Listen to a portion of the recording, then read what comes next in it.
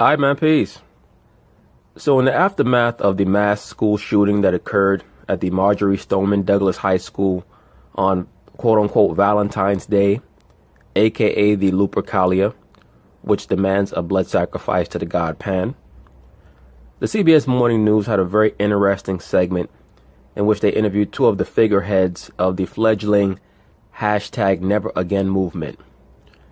That being Mr. David Hogg and Miss Emma Gonzalez, who both come under scrutiny due to them being basically the tip of the spear in the new attack against the NRA. So anyway, they're going to talk about it, and I'm going to chime in. As many as 500,000 people are preparing to march in Washington this weekend to fight for stricter gun control. Many of them will be high school students. The event follows a nationwide walkout last week inspired by the school shooting in Parkland, Florida. Students at about 3,000 schools protested gun violence since the deaths of 17 people at Stoneman Douglas High School last month. Survivors have mobilized the Never Again movement. Their goal is to overcome political obstacles in an effort to influence gun legislation. Brothers, please understand something, and I've mentioned this before. When you see the term movement involved in something, 99% of the time, it's Marxist, which means 99% of the time, it's Luciferian.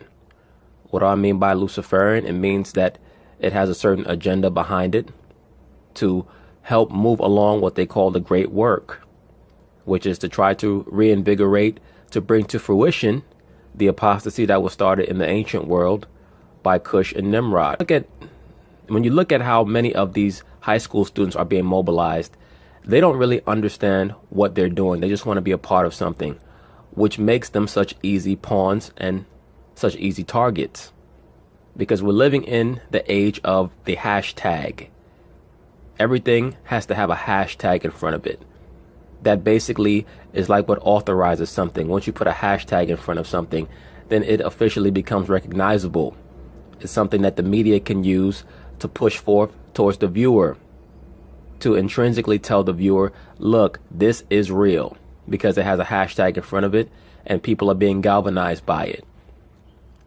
What this movement really reminds me of is someone who's about to be shot and they grab a child or a baby and hold the baby up in front of them to try to get some type of sympathy from the shooter.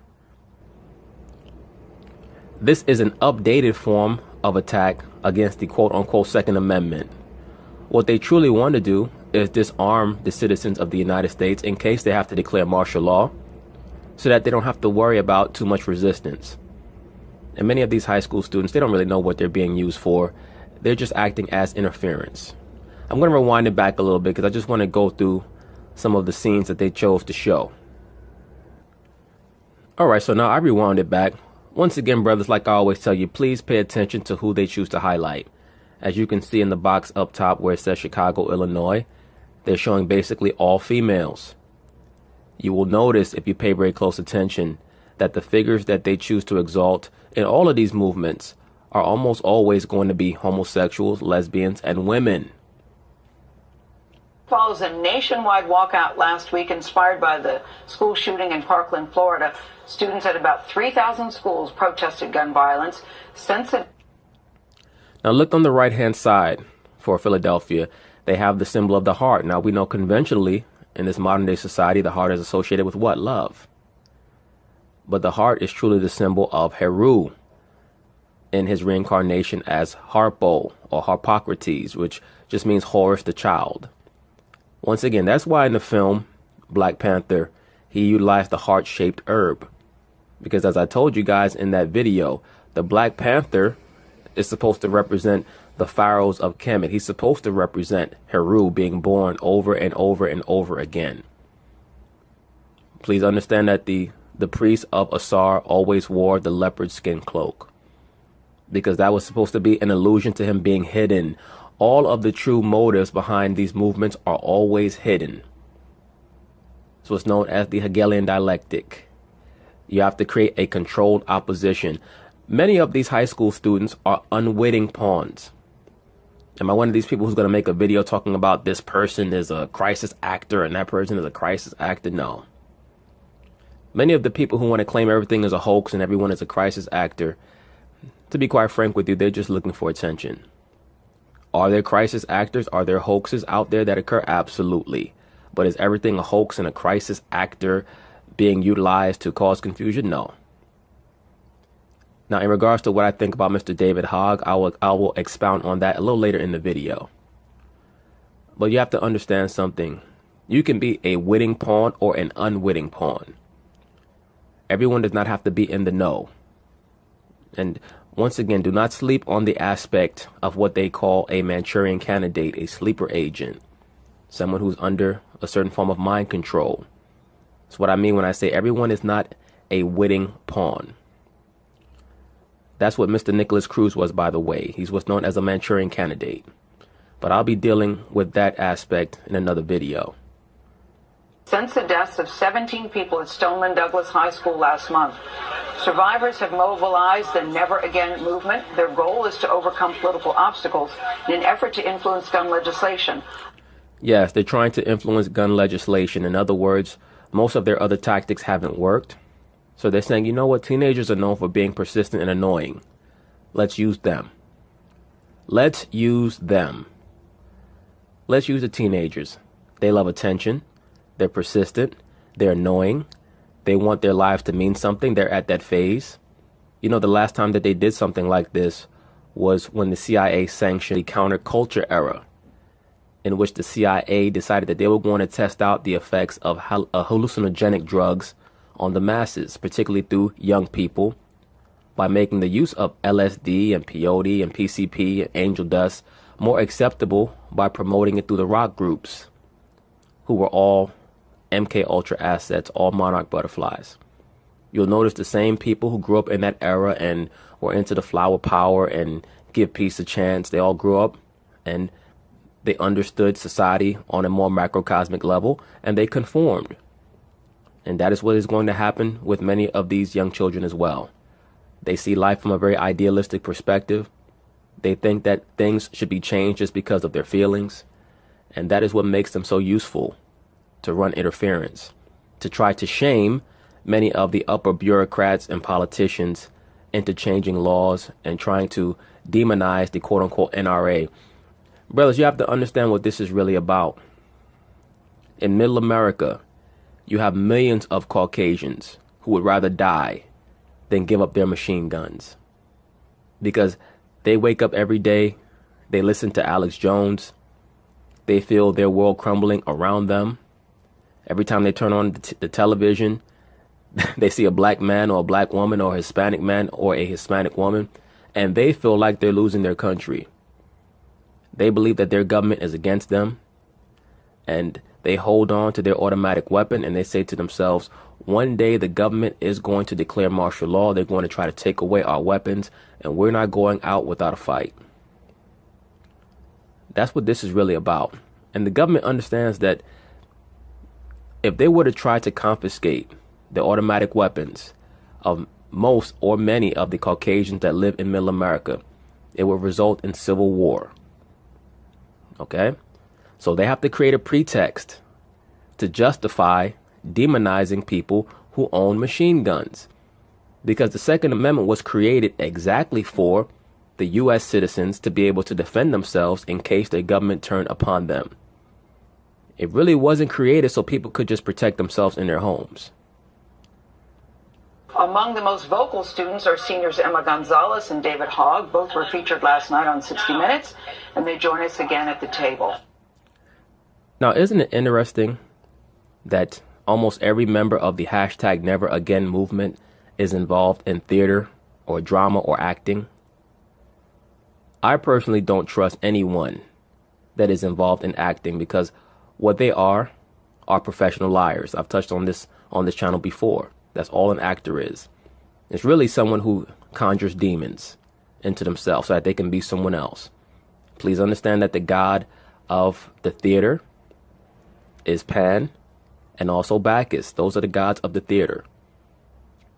Also pay attention in the background, right over the head of Mr. David Hogg on the sink, there are sunflowers. Do I believe that they were strategically placed there? Possibly. The sunflower is a symbol for Shiva, also for Heru, because they are the sun gods. Well, Shiva is the destroyer god. That is just a pseudonym for Saturn or Nimrod. Table. Good morning. Join us for the first time at the table. We are also looking forward to meeting you both. Hello. Because everyone has been praising you for your poise and your intelligence and your focus on this. Have you all had a chance to really reflect and really understand what you all are doing and what it means to the country? Do you think about that, Emma? Let me say this before she answers.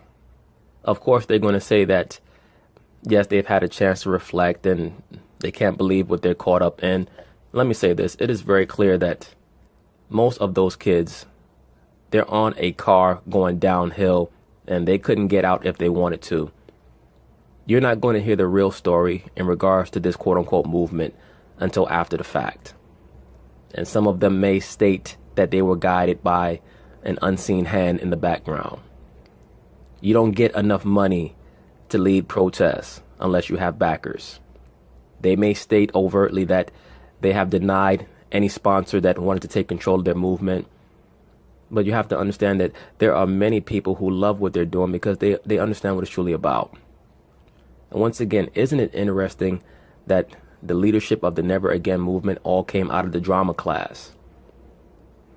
One would think that maybe the most popular person in school or the school president would be leading it. But they're all from the drama class. Isn't that interesting? And I'm not here to call them crisis actors and all that other stuff. Everyone does not have to be a crisis actor. In regards to Mr. David Hogg, much has been made of the fact that his father is in the FBI. Do I believe that he's a so-called crisis actor? No, I don't. I think that he was strategically planted there with an understanding that he was going to commandeer the situation once their sleeper agent, their Manchurian candidate, Nicholas Cruz, actionized what they wanted him to actionize. Nicholas Cruz is on record as stating that he heard voices within his head that told him not only what to do, but how to do it. But I'll be covering that in another video. Interestingly enough, they don't report that on the mainstream news. But in regards to Mr. David Hogg, it's very clear that he has media training. I know that they claim that he's someone who wants to be in the media, but the way in which he represents himself is not something that you would normally see at a high school level of media. He seems to have professional training in how he represents himself. I personally do, like a lot. I think about like, in the future, this is going to happen.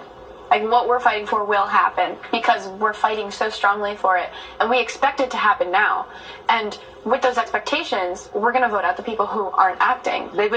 You're not even going to have to vote them out. They're just going to use you as the mechanism that is used to strip people of their right to bear arms, that being machine guns. Why is that important? Because as I've already stated, in case they want to declare martial law and they have to inhabit people's cities, they don't have to worry about any type of militia in middle America trying to fight them back. But that's not going to help them because those Caucasians in middle America, they see through a lot of the hijinks, a lot of the antics, a lot of the machinations of the higher powers. And they're not going to give up their guns without a fight. If you try to abduct their weapons, it will be a civil war in America. All right, brother. So that's really what this is about. And they're using a lot of these young kids to run interference. They've been calling you two superheroes. They've been calling your group superheroes. Do you feel that? I don't think we're superheroes. I think we're what every American should be. We're people that are standing up and becoming politically active in our democracy in our own way. And I think what we saw last week with that walkout is students were walking out of school, but now they're going to walk into the polls when they're able to vote, and they're going to vote these people out of office. Is that where it next has to go, though, Emma? Because nothing right now in response to the shooting. What's your response been about what's happened legislatively in Florida, and then also at